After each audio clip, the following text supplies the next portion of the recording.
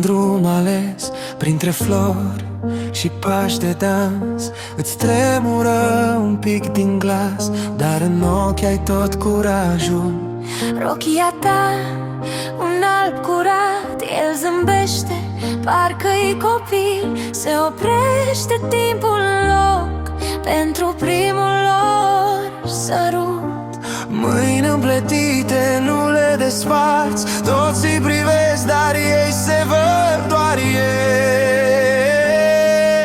În 2 septembrie iubirea lor începe, Iuliana și Adrian. Același vis în piept promit azi încet. Pentru tot ce vine, două nume într-un singur noi de azi și pentru mâine.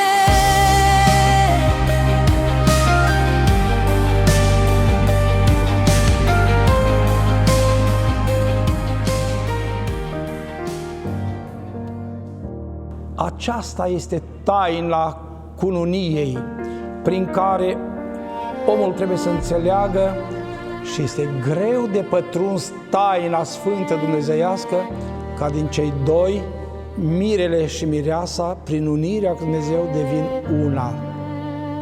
Așadar, trebuie să păstrați în voi până la sfârșit înțelepciunea, credința și dragostea. Părinți cu lacrimi la obraz, prieteni strigă fericire și conduc spre viitor.